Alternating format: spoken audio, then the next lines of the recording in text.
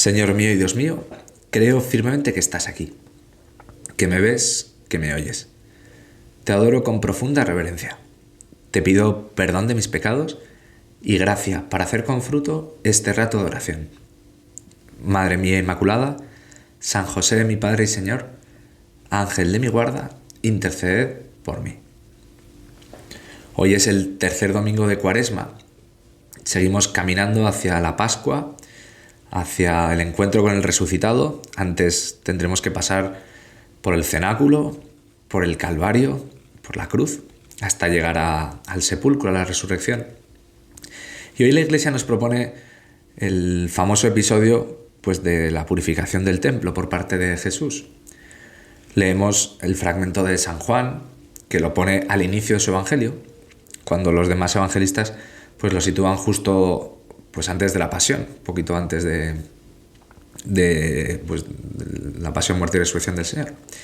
San Juan lo hace probablemente porque es una clave de interpretación de todo su Evangelio, aunque esto nos haría llevar lejos y sería quizá demasiado complicado.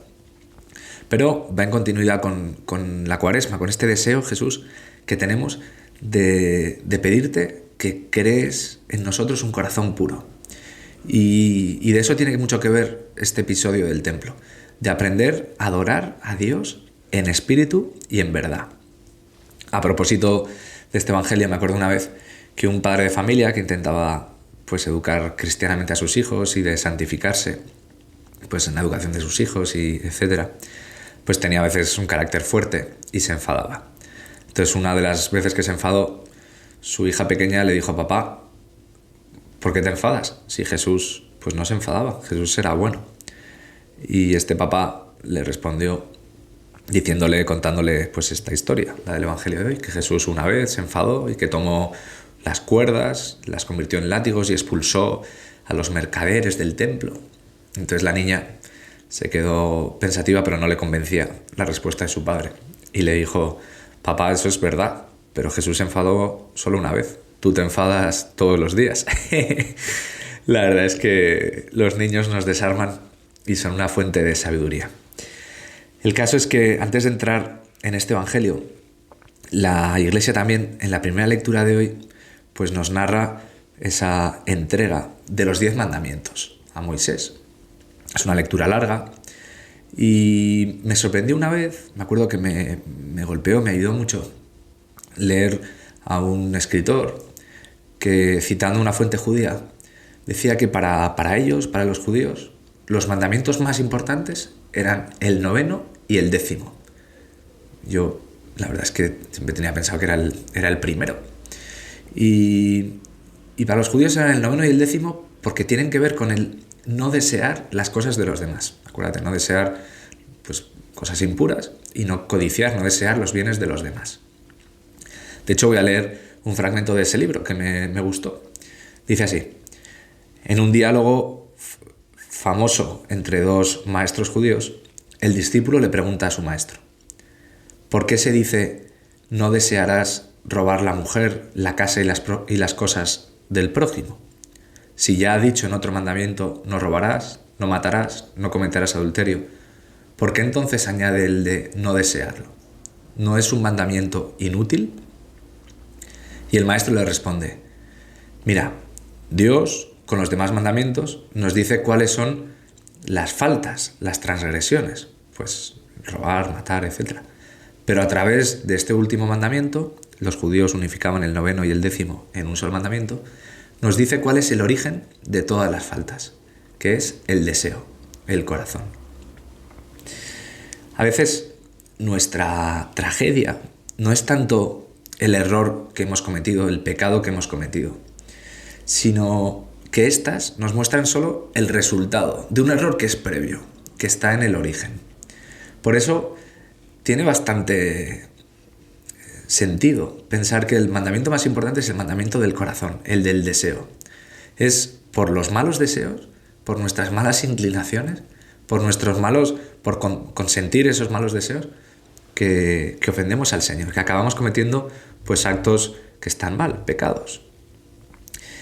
Y ahí tiene mucho que ver el tema de la purificación del templo que hace hoy Jesús. Yo me gusta pensar, Señor, que en el fondo esa purificación del templo es equivalente a la purificación de nuestro corazón.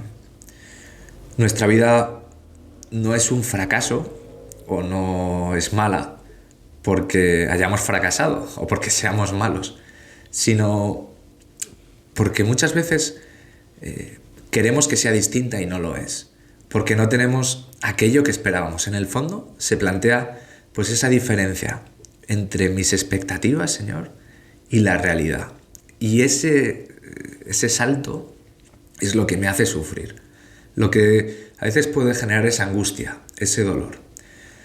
En el Evangelio de hoy vemos cómo Jesús se encuentra un templo, que es el lugar para adorar a Dios, que ha sido instrumentalizado. Es decir, está siendo usado para aquello para lo que no fue construido, que es para adorar a Dios, sino que era para el rendimiento económico, para el provecho personal. Y Jesús debe reconstruir ese templo. En el fondo, por eso Jesús se refiere a su cuerpo como su templo. Uno puede decir, bueno, ¿por qué me habla ahora del cuerpo? Señor, si estamos hablando del templo.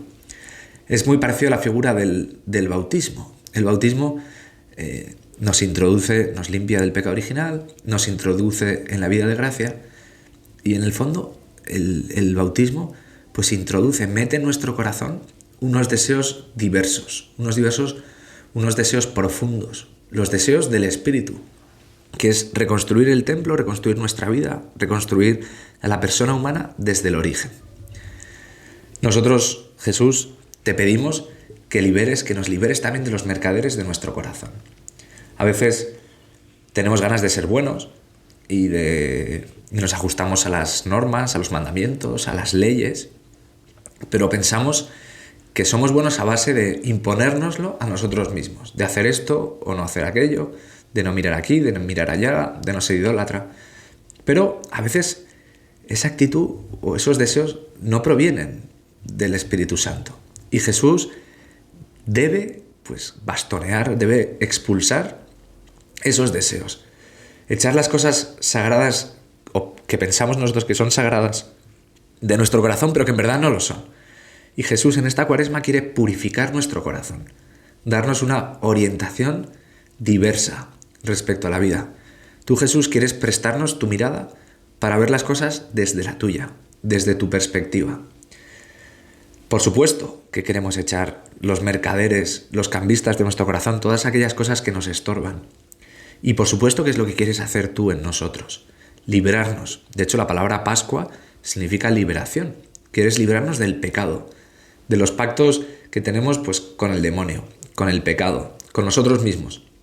Librarnos de nuestro egocentrismo, librarnos de nuestra autoafirmación.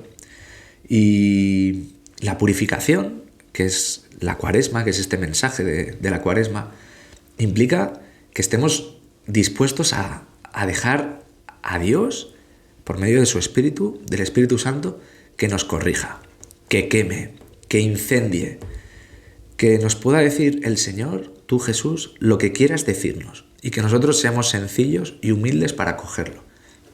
Que puedas tomar esa fusta y echar a los mercaderes del corazón. Así nuestro corazón será provechoso, será fecundo. Y una manera de purificar el corazón es purificar la memoria. A través de esta purificación, podemos reconocerte a ti. Señor, venimos de ti y a ti nos dirigimos, decía San Agustín. La memoria es lo que constituye nuestra identidad, nuestra personalidad. Lo que pasa es que a veces la tenemos olvidada o tenemos una memoria selectiva. Nos acordamos solo de lo que nos interesa. Y de hecho, acuérdate, fíjate, si a una persona se le cambia la memoria, se le cambia su modo de ser. Esa enfermedad, enfermedades mentales, un ictus, por ejemplo, a una persona le cambia el modo de ser. O al revés, un ejemplo positivo, el Espíritu Santo en nosotros, cómo Dios actúa y puede hacer nueva a una persona. Jesús, necesitamos que nos purifiques la memoria. Necesitamos que cambies nuestras actitudes, nuestros modos de hacer para que nos convirtamos. Y para eso, a veces el Señor, Jesús, pone en crisis nuestra manera de funcionar y nos hace ver que tenemos mercaderes que nos estorban. Terminamos ya este rato de oración contigo, Jesús, y le pedimos ayuda a nuestra Madre, que siempre está con nosotros y que nos ayude también pues a echar a esos mercaderes del templo, a purificar nuestra memoria y a dejar que nuestro corazón se llene solo de deseos de amar a su Hijo. Te doy gracias, Dios mío, por los buenos propósitos, afectos e inspiraciones que me has comunicado en esta meditación. Te pido ayuda para ponerlos por obra. Madre mía Inmaculada, San José, mi Padre y Señor, Ángel de mi guarda, interceded por mí.